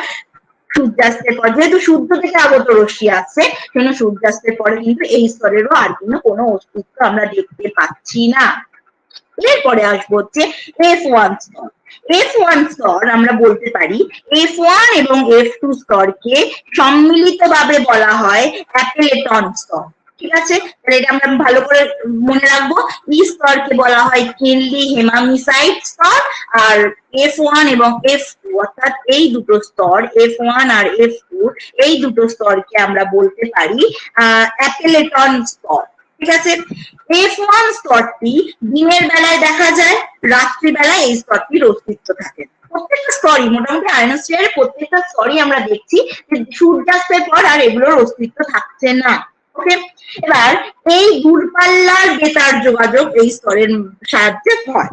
দীর্ঘ এবং মধ্যম মানের বেতার তরঙ্গ প্রতিফলনের এই তরঙ্গ বিশেষভাবে কিন্তু সাহায্য করছে। এবার হচ্ছে F2 স্তর। F2 স্তর কি? এই স্তরটি দূরপাল্লার বেতার সংযোগে সাহায্য করে। দিনের বিভিন্ন সময়ে এই স্তরের প্রকৃতি পরিবর্তিত হচ্ছে, এমনকি ঋতু পরিবর্তনেও এই স্তরের অবস্থান পরিবর্তিত হয়। ঠিক আছে, সৌর কলঙ্ক বা সানস্পট আমরা যেগুলো বলি সেগুলো বাড়ার সঙ্গে সঙ্গে F2 স্তরের প্রত্যক্ষ সম্পর্ক আছে। ওকে, F2 স্তর দুপুরে অত্যন্ত স্পষ্ট হয়ে ওঠে এবং শীতকালে এই স্তরটি ভালোভাবে সৃষ্টি হয়। তাহলে আমরা কি কি স্তর করলাম? BE, E1, E2, F1, F2, যার মধ্যে ই স্তরকে আমরা বললাম কেনলি হেমামিসাইট, আর F1 আর F2 কে অ্যালপেটন স্তর বললাম। এরপর আসবো হচ্ছে লাস্ট স্তর, আয়নোস্ফিয়ারের লাস্ট স্তর, যেটাকে আমরা জি স্তর বলে থাকি। ওকে, এই ক্ষেত্রে আমরা বলতে পারি সাম্প্রতিককালে উচ্চ বায়ুমণ্ডলীয় পরীক্ষা নিরীক্ষার ফলে F2 স্তরের উপরে জি স্তরের অবস্থান আমরা দেখতে পাই এবং অতিবেগুনি রশ্মির ফোটন কণার সঙ্গে নাইট্রোজেন পরমাণু ক্রিয়ার ফলে জি স্তরের কিন্তু অনেক মুক্ত ইলেকট্রন বা ফ্রি ইলেকট্রন গঠিত হয়। এফ স্তর থেকে যে সকল রশ্মির প্রতিফলন ঘটে সেই সমস্ত রশ্মিগুলোই কিন্তু জি স্তরের মধ্যে দিয়ে প্রতিফলিত হয় বলে জি স্তরকে বায়ুমণ্ডলে চিহ্নিত করা কঠিন। অর্থাৎ এফ স্তরের যে ক্যারেক্টারিস্টিক্স আমরা দেখতে পাই সেই ক্যারেক্টারিস্টিক্স গুলো যখন আমরা জি স্তর মানে জি স্তরেও মোটামুটি সেম থাকে। অর্থাৎ এফ স্তরে যে সকল রশ্মিগুলোর প্রতিফলন ঘটে যেগুলো জি এর মধ্যে দিয়ে যাচ্ছে, ফলে জি স্তরটাকে আমরা নতুন করে আইডেন্টিফাই কিন্তু করতে পারছি না, কিন্তু এটা বায়ুমণ্ডলে কিন্তু আছে জি স্তরটি। ওকে, এরপরে আসবো হচ্ছে যে স্তরের কথা, এটা হলো এক্সোস্ফিয়ার। এক্সোস্ফিয়ারটা অনেকে বলে লাস্ট স্তর, আবার অনেকে বলে যে না এক্সোস্ফিয়ারের পরে কিন্তু ম্যাগনেটোস্ফিয়ার রয়েছে, এটা নিয়ে একটু ডাউট থাকে আমাদের। ঠিক আছে, এবার এরও একটু ইন ডিটেল আমরা আলোচনা করব। এক্সোস্ফিয়ার হচ্ছে বায়ুমণ্ডলের সবচেয়ে দূরবর্তী স্তর বলা হয়। এই স্তরটি আয়নোস্ফিয়ারের উপরে প্রায় 700 কিলোমিটার উচ্চতা পর্যন্ত বিস্তৃত, আবার কোথাও বলা হয় 400 থেকে 1000 কিলোমিটার উচ্চতা পর্যন্ত এর বিস্তার। বায়ুমণ্ডলে এটি বহিস্থ স্তর আমরা বলে থাকি। ঠিক আছে, এরপরে একটি স্তর আমরা দেখি এবং সেই স্তরটার খুব বেশি না, সেই স্তরটাকে আমরা ম্যাগনেটোস্ফিয়ার হিসাবে বলে থাকি। ওকে, তো আমরা এক্সোস্ফিয়ারটা বলি বায়ুমণ্ডলের বহিস্থ স্তর। এর থেকে বেশি উচ্চতায় পৃথিবীর মাধ্যাকর্ষণ শক্তি কমে আসে বলে এই স্তরের বিভিন্ন গ্যাসের অণুগুলি অত্যন্ত বিক্ষিপ্ত ভাবে অবস্থান। এই স্তরে দেখতেই পাচ্ছ মোটামুটি 4খানা স্তর আমরা ভাগ করতে পারি এই স্তরকে, সেটা নিয়ে আলোচনা করছি। তো এই স্তরে সেজন্য মানে বিক্ষিপ্ত হয়ে যায় বলে এই স্তরের ওজন কিন্তু অনেকটা কম, মানে ওজন বলবো না, ঘনত্ব অত্যন্ত কম। ওকে, এই স্তরটি প্রধানত অক্সিজেন পরমাণু, হাইড্রোজেন এবং হিলিয়াম দ্বারা গঠিত। ওকে, হাইড্রোজেন এবং হিলিয়াম অণু অত্যন্ত হালকা এবং এরা মহাশূন্যে যে বিলীন হয়ে যাচ্ছে এবং আয়নের পরিমাণ কিন্তু দ্রুত বৃদ্ধি পেতে থাকছে। এক্সোস্ফিয়ারের ঊর্ধ্বস্তরে কাইনেটিক শক্তি বা গতি শক্তি যেটাকে আমরা বলি, এর ফলে এর উষ্ণতা কিন্তু 55,068 ডিগ্রি সেলসিয়াস পর্যন্ত হয়ে থাকে। তার মানে এই স্তরের উষ্ণতা যদি আমরা পড়ে থাকি 55,068 ডিগ্রি সেলসিয়াস। বাস্তবে এই তাপমাত্রা অবশ্যই ইন্দ্রিয়গ্রাহ্য নয়, এই বাস্তবে আমরা দেখতে পাই না এই তাপমাত্রা। ঊর্ধ্বসীমা অনেক জায়গায় বলা হয় ঊর্ধ্বে, যেটা আমরা বলি 200 থেকে 4000 মিটার পর্যন্ত বায়ুমণ্ডলের স্তরটিকে ম্যাগনেটোস্ফিয়ার, যেটা আমরা আলোচনা করব, ম্যাগনেটোস্ফিয়ার নামে পরিচিত। স্তরে আমি বলবো ইন ডিটেল। আচ্ছা, এবার আমরা বলতে পারি বিভিন্ন গ্যাসের উপস্থিতির উপর নির্ভর করে অনেক বিজ্ঞানী আয়নোস্ফিয়ার এবং এক্সোস্ফিয়ারকে আবার 4 ভাগে ভাগ করেছে।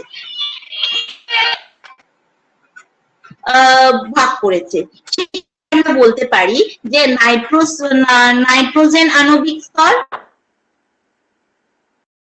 হিলিয়াম স্তর, আর একটা হচ্ছে হাইড্রোজেন স্তর। ঠিক আছে, এই 4টি স্তর কিন্তু আমরা দেখতে পাচ্ছি এবং এই 4টি স্তর যদি আমরা ইন ডিটেল, সেই ক্ষেত্রে আমরা বলবো, যদি আমি বলি প্রথমে বলি নাইট্রোজেন স্তর, এই আলোচনা যদি আমি মানে এই স্তরটা যদি আমি সম্বন্ধে বলি, সেই ক্ষেত্রে আমরা বলতে পারি আয়নোস্ফিয়ার এবং এক্সোস্ফিয়ারের কিছু অংশে নাইট্রোজেন অণুর আধিক্য দেখতে পাওয়া যায়। অর্থাৎ আয়নোস্ফিয়ার এবং এক্সোস্ফিয়ারে কিছু অংশে, সব জায়গায় নয় কিন্তু কিছু অংশে আমরা নাইট্রোজেনের আধিক্য কিন্তু দেখতে পাই। 90 থেকে 200 কিলোমিটার উচ্চতার মধ্যে বায়ুমণ্ডলের নাইট্রোজেন যুক্ত স্তরটিকে বলা হয় নাইট্রোজেন আণবিক স্তর। এবার এটাকে আমরা পুরোপুরি বলতে পারি না এক্সোস্ফিয়ারের ভাগ, যেটা আমি প্রথমেই বললাম অনেক বিজ্ঞানী বিভিন্ন গ্যাসের উপস্থিতির হার ওয়াইজ একে আয়নোস্ফিয়ার এবং এক্সোস্ফিয়ারকে ভাগ করেছে। ঠিক আছে, সেই জন্য তোমাদের উচ্চতাটা একটু মাথায় রাখতে হবে, 90 থেকে 200। ওকে, এরপর আমি বলবো অক্সিজেন পারমাণবিক স্তর। সেটা কি? নাইট্রোজেন আণবিক স্তরের উপর 200 থেকে 1100 কিলোমিটার উচ্চতা পর্যন্ত যে বিস্তৃত স্তরটা দেখতে পাই, যেখানে প্রধানত অক্সিজেন পরমাণু আধিক্য লক্ষ্য করতে পারি, এই জন্য বলা হয়, এই উপস্তরটি বলা হয় অক্সিজেন পারমাণবিক স্তর। ওকে, এরপর আসবো হচ্ছে হিলিয়াম স্তর। সেই ক্ষেত্রে আমরা বলতে পারি অক্সিজেন পারমাণবিক স্তরের ঊর্ধ্বে 1100 থেকে 3500 কিলোমিটার উচ্চতায়, অর্থাৎ বায়ুমণ্ডলীয় উচ্চতায় বিস্তৃত প্রধানত এই স্তরটিতে হিলিয়াম গ্যাস থাকে বলে এই হিলিয়াম স্তর বলে। এইগুলো আমি তোমাদের যে নোটটা দিয়ে দেবো, সেই নোটের মধ্যে তোমাদের এই ইন ডিটেল গুলো আমি যেগুলো বলছি সব তো স্লাইডে দেওয়া যায় না, ইন ডিটেল গুলো আমি তোমাদের দিয়ে দেবো ওয়ান লাইনার হিসাবে, যাতে তোমাদের পড়তে খুব সুবিধা হয়। এবার এই হিলিয়াম স্তরটা মোটামুটি আমরা যেহেতু 1100 থেকে 3500 দিচ্ছি, এই স্তরগুলোর উচ্চতা কিন্তু পরীক্ষার সময় আসতে পারে, একটুখানি এগুলো একটু আমরা ভালো করে দেখবো। ওকে, এবার লাস্ট স্তর আমাদের এক্সোস্ফিয়ার এবং আয়নোস্ফিয়ারের যে লাস্ট স্তর, যেটাকে আমরা হাইড্রোজেন স্তর বলছি, সেই স্তরটার ক্ষেত্রে আমরা দেখতে পাই হিলিয়াম স্তরের ঊর্ধ্বে বায়ুমণ্ডলের সর্বোচ্চ স্তর হাইড্রোজেন অণু দিয়ে গঠিত বলে একে বলা হয় হাইড্রোস্ফিয়ার। এবার এই স্তরটি মহাশূন্য আমরা বলে থাকতে পারি। এরপর আজকের লাস্ট স্তর হচ্ছে, আজকের না মানে বায়ুমণ্ডলেরই লাস্ট স্তর, আমি আজকের বলে ফেলেছি, সেটা হচ্ছে ম্যাগনেটোস্ফিয়ার। লাস্ট স্তর, বায়ুমণ্ডলের শেষ সীমা যদি আমরা বলি, এক্সোস্ফিয়ারের ওপরে পৃথিবীর বা বায়ুমণ্ডল বেষ্টনকারী চৌম্বক ক্ষেত্রটি হলো ম্যাগনেটোস্ফিয়ার। এটি বায়ুমণ্ডলের সর্বশেষ স্তর। ওকে, এক্সোস্ফিয়ারের স্তরের উপরে 1500 কিলোমিটার থেকে 10,000 কিলোমিটার পর্যন্ত। কারণ আমরা প্রথমেই বলেছিলাম 10,000, অনেক জায়গায় বলবে 2000 থেকে 4000, অনেক থেকে আমরা যেহেতু এই স্তরটাকে দেখেছি 1500, তাই 1500 থেকে আমরা বলেছি 10,000 কিলোমিটার অব্দি বায়ুমণ্ডলে দেখা যায়, সেজন্য 1500 থেকে 10,000 কিলোমিটার পর্যন্ত এই স্তরটি বিস্তার। ওকে, এখানে ইলেকট্রন এবং প্রোটন থাকে। এই স্তরের জন্য পৃথিবীর বায়ুমণ্ডলীয় আয়নিত কণাগুলোর উপস্থিত থাকে। আর একটা কি, সোলার উইন্ড থেকে নির্গত ইলেকট্রন এবং প্রোটনের প্রভাবে এই স্তরটি স্থায়ী চুম্বকীয় ক্ষেত্র সৃষ্টি হয়েছে, তাই এই স্তরের নাম হয়েছে ম্যাগনেটোস্ফিয়ার। ওকে, এই স্তরটি বায়ুমণ্ডলের শেষ সীমা এবং স্তরটি ধীরে ধীরে বায়ুশূন্য হয়ে মহাশূন্যে কিন্তু বিলীন হয়ে যাচ্ছে। এই হলো তোমাদের আজকে আমি যেটা পড়ালাম সেই স্তরের ডিটেলস, মানে অর্থাৎ আমি একটা টপিক আজকে তোমাদের ক্লাসে পড়িয়েছি, সেই টপিকটা হচ্ছে composition, layer and composition of the atmosphere. এবার তোমরা বলো আমাদের কোথাও তোমাদের বুঝতে অসুবিধা আছে কিনা, একটু তোমরা আমায় বলো কোথাও বুঝতে অসুবিধা আছে কিনা, তাহলে আমি সেই জায়গাটা আরো একবার তোমাদেরকে বলবো। কোথাও কি বুঝতে তোমাদের অসুবিধা আছে এই ব্যাপারগুলোয়? কারণ এই ব্যাপারগুলো ইন ডিটেল আমরা পড়বো, কিন্তু ইন ডিটেল পড়বো কিভাবে পড়বো, যে তোমরা বলবে যে ম্যাম পুরো ইন ডিটেল বই পড়ার তো সময় নেই। অবশ্যই নেই সময়, একদম মানছি যে ইন ডিটেল পড়া। আমি তোমাদেরকে পুরো ওয়ান লাইনার হিসাবে প্রতিটা চ্যাপ্টার ওয়াইজ দিতে থাকবো, যার বাইরে কোয়েশ্চেন হতে পারে। যতটা সম্ভব ওয়ান লাইনার যে ওয়ান লাইনার তোমাদের দেবো। এবার তোমরা বলো, মানে যারা ক্লাসে আছো তারা বলো যে এই ক্লাসটা বুঝতে কোথাও জয়েন, মানে কোথাও অসুবিধা আছে কিনা, তাহলে আমি সেগুলোকে আরো একবার বলবো।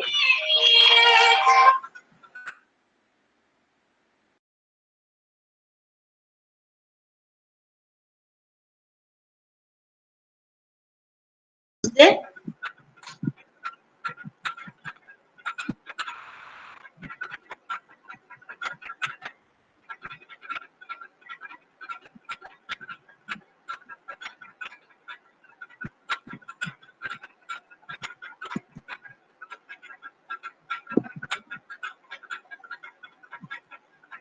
আমি তোমাদের 2-3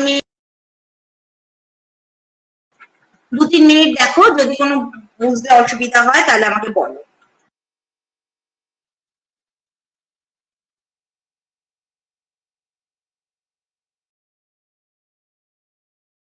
অসুবিধা নেই ম্যাডাম, কিন্তু আরেকবার রিভাইজ করাবেন। হ্যালো, এটা কি আরেকবার রিভাইজ করাবো, মানে বলতে থাকবো আরেকবার? হ্যাঁ আরেকবার একটুখানি যেগুলো যেগুলো ম্যাগনেটোস্ফিয়ার যেগুলো বললেন এগুলো আরেকবার একটু বলে দিলে বেটার হয়। ওকে ওকে ওকে, আমি এটাকে পুরোটা আরেক ডিটেল বলে দিচ্ছি। ওকে, তাহলে আমরা যে কি কি পড়লাম সেটা একটা রিক্যাপ যদি আমি তোমাদের দিই। ফার্স্ট রিক্যাপ যদি আমরা বলি, আমরা প্রথমে বললাম বায়ুমণ্ডল কি কি উপাদান দিয়ে গঠিত। ফার্স্ট আমরা বললাম যে বায়ুমণ্ডলের সৃষ্টি কবে 530 কোটি বছর আগে বা 530 মিলিয়ন বছর আগে কিন্তু আমাদের বায়ুমণ্ডলের সৃষ্টি। সেই বায়ুমণ্ডলটা কোথায় থাকছে না পৃথিবীকে বেষ্টন করে বা পৃথিবী থেকে হাজার হাজার মাইল পর্যন্ত বিস্তৃত কিন্তু আমাদের এই বায়ুমণ্ডল। এই বায়ুমণ্ডলের জন্য কিন্তু গাছপালা, মাটি, পৃথিবীর জলবায়ু কিন্তু নির্ভর হচ্ছে বা প্রভাবিত হচ্ছে। এই বায়ুমণ্ডল হচ্ছে গ্যাসের মিশ্রণ আমরা বলতে পারি। যদি আমি দেখি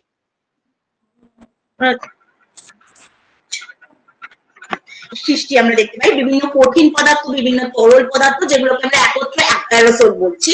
এছাড়াও বিভিন্ন গ্যাস থাকতে, যে গ্যাসগুলোর ডিটেলস আমি তোমাদেরকে অলরেডি বলেছি। গ্যাসীয় উপাদানগুলির মধ্যে থাকতে থাকো nitrogen, oxygen, argon, xenon, radon, carbon dioxide, ozone, hydrogen, এগুলো সবকিছু আমরা দেখতে পাচ্ছি।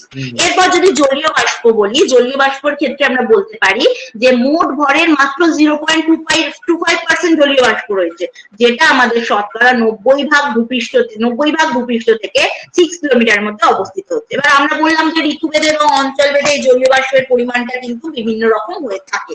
যেমন মেরুপ্রদেশীয় অঞ্চলে, উষ্ণ মরুভূমি অঞ্চলে, উষ্ণ আর্দ্র ক্রান্তীয় অঞ্চলে যার পরিমাণটা প্রায় 4 ভাগের কাছাকাছি। ওকে, এরপর ধূলিকণার ক্ষেত্রে এলাম। ধূলিকণার ক্ষেত্রে আসতে গিয়ে যেটা আমরা অ্যারোসোল বললাম, যে ধূলিকণা, লবণকণা, উল্কার ছাই, অগ্নুদ্গমনের ছাই, এই সব ডিটেল মানে যত ছোট ছোট কণা আমাদের বায়ুমণ্ডলে ঘুরে বেড়ায় সেগুলোকে আমরা অ্যারোসোল হিসাবে পরিচিত।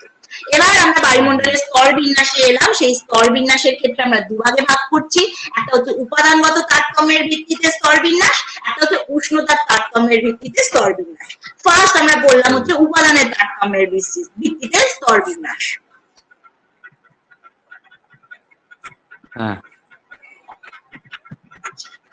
সেই ক্ষেত্রে আমরা বলতে পারি দুটো স্তর, একটা হচ্ছে সমমণ্ডল বা হোমোস্ফিয়ার, একটা বিষমমণ্ডল বা হেটেরোস্ফিয়ার।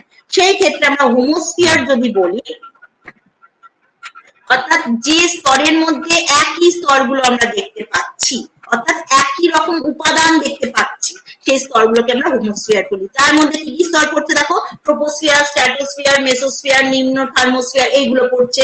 বিভিন্ন গ্যাসীয় উপাদানগুলি পড়ছে, nitrogen, oxygen, carbon dioxide, argon, neon, helium, krypton, xenon, radon, এই যত রকম আমরা গ্যাস দেখছি। এছাড়া আর কি পড়ছে না, বিভিন্ন অ্যারোসল গুলো কিন্তু এই স্তরের মধ্যে পড়ছে। এবার যদি আমরা ভাগ করি হেটেরোস্ফিয়ারের ক্ষেত্রে, সেটা হচ্ছে সমমণ্ডল থেকে, সমমণ্ডল আমরা জানি 0 থেকে 80 কিলোমিটার পর্যন্ত অবস্থান। সেক্ষেত্রে আমরা বিষমমণ্ডলের ক্ষেত্রে বলতে পারি 80 থেকে প্রায় 10,000 কিলোমিটার অব্দি অবস্থান। একে 4টি উপাদান, মানে এদের ভর অনুসারে বিভিন্ন স্তরে যেহেতু অবস্থান করে, একে 4 ভাগে ভাগ করা হয়।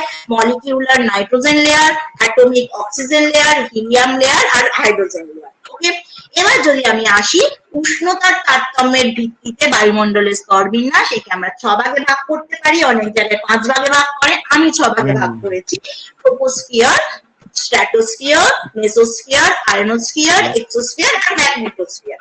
এবার ট্রোপোস্ফিয়ার আমরা বলতে বললাম, প্রথমেই বললাম যে পরিবর্তন। ট্রোপো কথার অর্থ গ্রিক শব্দ, যার কথার অর্থ হচ্ছে পরিবর্তন। এবং এই স্তরে আমরা দেখতে পাচ্ছি মানে একেবারে নিচের দিকে অবাধ তাপীয় মিশ্রণ ঘটছে। আমরা বললাম কি, ট্রোপোস্ফিয়ার যত উচ্চতা বাড়বে তত কিন্তু তার তাপমাত্রা কমতে থাকবে, অর্থাৎ উষ্ণতা কমতে থাকবে। উচ্চতা বাড়লে উষ্ণতা কমবে। এই স্তরে দেখো নিরক্ষীয় অঞ্চলের ক্ষেত্রে যদি বলি 18 কিলোমিটার, মেরু অঞ্চলে 8 কিলোমিটার পর্যন্ত বিস্তার। আর 90% ধূলিকণা, জলীয় বাষ্প, কুয়াশা, মেঘ এ থাকার জন্য এই স্তরটাকে আমরা ঝড়, বৃষ্টি, শিলাবৃষ্টি, বজ্রপাত এই সমস্ত ঘটনাগুলো দেখি বলে একে বলা হয় ক্ষুদ্র মণ্ডল। অর্থাৎ আমরা এই স্তরটাতে বসবাস করি। এই স্তরটার যে শেষ সীমা, সেই স্তরটাকে আমরা বলি, অর্থাৎ ট্রোপোস্ফিয়ার আর স্ট্র্যাটোস্ফিয়ারকে যে স্তর দ্বারা ভাগ করা হয় সেকে বলা হয় ট্রোপোপজ। এই ট্রোপোপজটার মোটামুটি উচ্চতার সাথে সাথে উষ্ণতা হ্রাস পেতে থাকছে। ওকে, এরপরে আমরা আসবো হচ্ছে স্ট্র্যাটোস্ফিয়ার, যেটাকে আমরা শান্ত মণ্ডল বলে থাকি। এর উচ্চতা মোটামুটি নিরক্ষীয় অঞ্চলের ক্ষেত্রে 80 কিলোমিটার পর্যন্ত, মেরু অঞ্চলের ক্ষেত্রে 50 কিলোমিটারের পর্যন্ত। এটা বায়ুমণ্ডলের দ্বিতীয় স্তর এবং এখানে কোনো রকম ঝড় বৃষ্টি হয় না বলে একে শান্ত মণ্ডল বলছি। এর বেশ কিছু ক্যারেক্টারিস্টিক্স রয়েছে, যেগুলো যেমন আমি বললাম, ট্রোপোস্ফিয়ারে 20 থেকে 35 কিলোমিটার উচ্চতার মধ্যে যে ওজোন গ্যাসের আধিক্য দেখা যাচ্ছে, তাই জন্য এটা হচ্ছে ওজোনোস্ফিয়ার।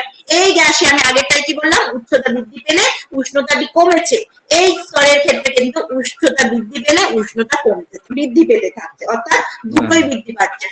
ওকে, এই ক্ষেত্রে আমরা কি দেখতে পাই, মেঘ আর ধূলিকণা দেখতে পাই, মানে থাকে না বলে এখানে ঝড়, বৃষ্টি, বজ্রপাতের কোনো প্রাকৃতিক ঘটনা ঘটে না। এই স্তরটা এতটাই শান্ত যেন জেট যে বিমানগুলো বা নর্মাল বিমানগুলো এই ঝড় বৃষ্টি এগুলো এড়ানোর জন্য কিন্তু এই স্তরটাতে মেলিয়ে যাতায়াত করে থাকে। এবং যেহেতু যে বিমানগুলো যায় সেগুলো আকাশে সাদা দাগ রেখে যায়। ওকে, এরপর আসছে হচ্ছে স্ট্র্যাটোপজ। স্ট্র্যাটোপজ কি, স্ট্র্যাটোস্ফিয়ারের যে ঊর্ধ্ব সীমা তাকে আমরা বলছি স্ট্র্যাটোপজ। ওকে, এরপরে আসবো যে স্তরটা, সেটা মানে স্তর পরে স্তর না, এটা স্ট্র্যাটোস্ফিয়ারের মধ্যেই একটি স্তর, সেটা হচ্ছে ওজোনোস্ফিয়ার, যেটা স্ট্র্যাটোস্ফিয়ারের মধ্যে 20 থেকে 35 কিলোমিটার মানে উচ্চতা অবধি, কিমি উচ্চতা পর্যন্ত কিন্তু এই ওজোন গ্যাসের একটা ঘন লেয়ার দেখা যায়। চার্লস ফেব্রি এবং হেনরি বুশন 1930 সালে এই স্তরটি আবিষ্কার করেছেন। এবার এই স্তরটা কি করে সৃষ্টি হচ্ছে না, অক্সিজেন পরমাণুর সাথে অবিয়োজিত অক্সিজেন যদি রাসায়নিক সংযুক্তি হয়, তার ফলে কিন্তু O3 গ্যাসটা সৃষ্টি হচ্ছে।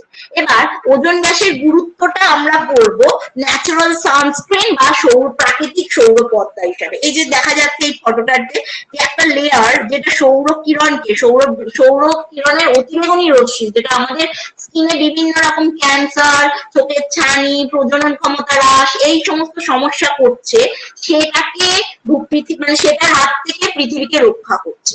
এই ওজোন স্তর। এই ওজোন স্তরের গুরুত্ব তাই আমাদের জীবনে ভীষণ অপরিসীম।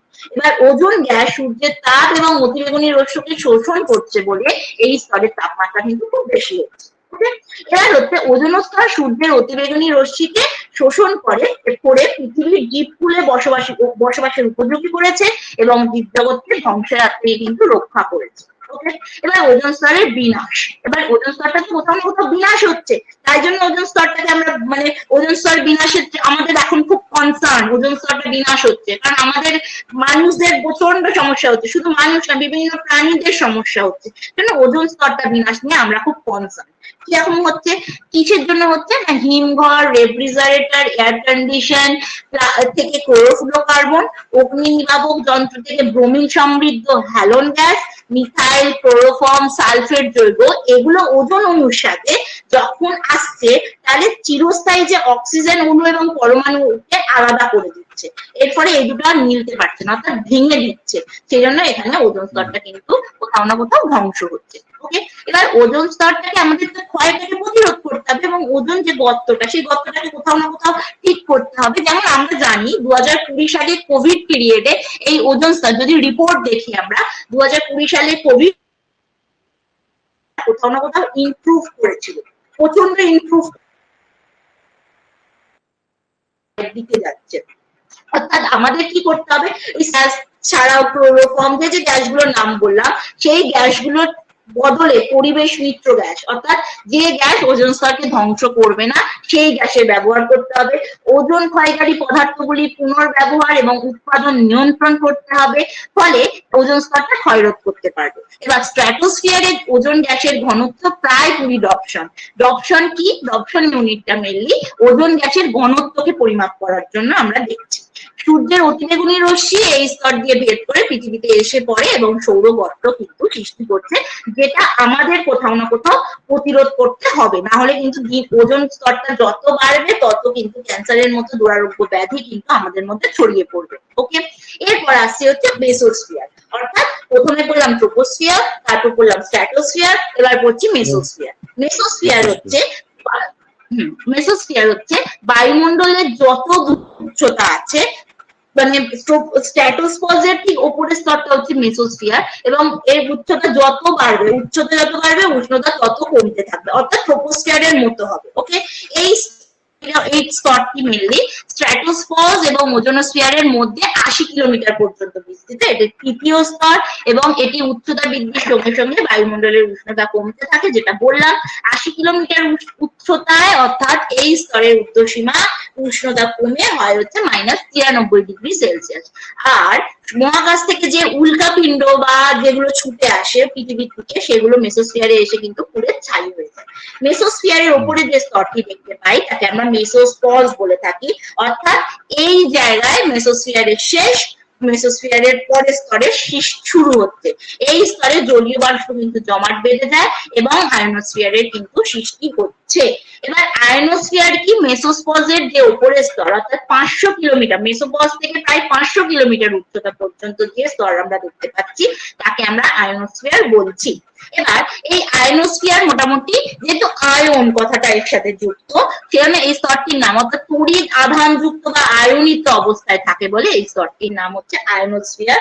এখানে হাইড্রোজেন, হিলিয়াম, ওজোন প্রভৃতি গ্যাস আয়নিত অবস্থায় থাকে এবং নিচের অংশে উষ্ণতা অত্যন্ত দ্রুত হারে কমে যায়, হারে বৃদ্ধি পায় বলে এই স্তরটির নাম থার্মোস্ফিয়ার। ওকে, এবার থার্মোস্ফিয়ার মোটামুটি মেসোস্ফিয়ারের ঊর্ধ্বসীমা, অর্থাৎ ভূপৃষ্ঠ থেকে 80 কিলোমিটার উচ্চতায় বায়ুমণ্ডলের তাপমাত্রা কম বেশি -93°C থেকে বাড়তে বাড়তে, যেহেতু এই স্তরে আমরা জানি উষ্ণতা বৃদ্ধি, এই উচ্চতা বৃদ্ধির সাথে সাথে উষ্ণতাও বৃদ্ধি পাচ্ছে, 480 কিলোমিটার উচ্চতায় এর টেম্পারেচার প্রায় 1232°C পরিণত হচ্ছে।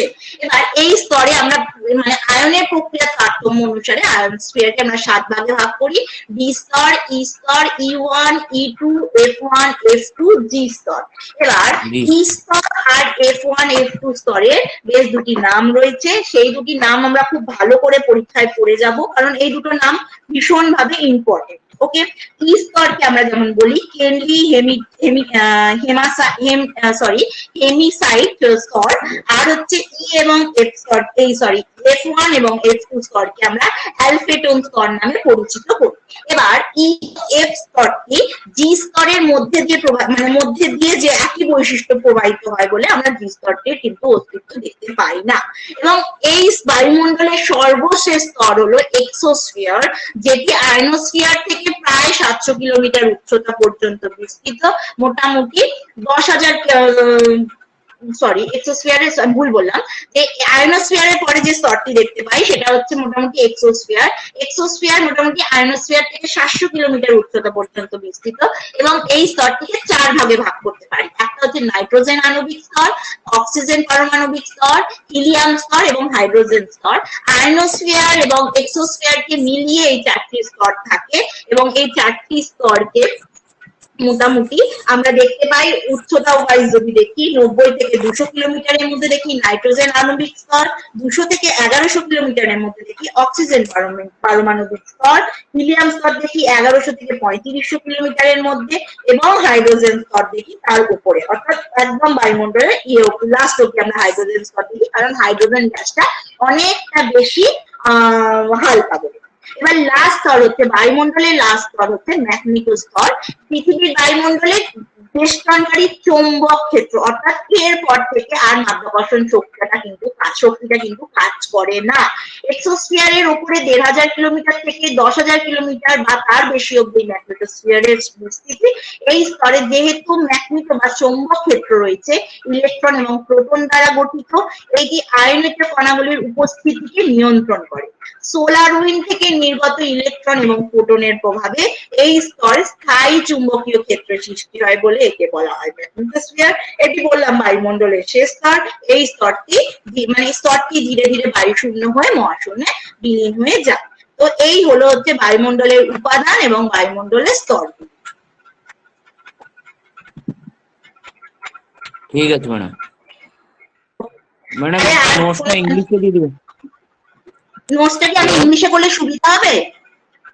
হ্যাঁ, নোটসটা ইংলিশে দিলে ম্যাডাম সুবিধা হয়।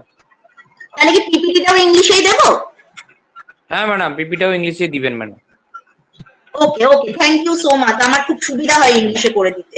ওকে okay, thank you so much. ইংলিশে করে দিলে খুব ভালো। Okay madam, thank you. ঠিক আছে, থ্যাংক ইউ ম্যাডাম এর পরের ক্লাসটা কবে হবে ম্যাডাম? ম্যাডাম পরের ক্লাসটা আমি জানিয়ে দেবো, তোমাদেরকে জানিয়ে দেওয়া হবে পরের ক্লাসটা। আচ্ছা ম্যাডাম, ঠিক আছে, ঠিক আছে। ওকে, থ্যাংক ইউ ম্যাডাম।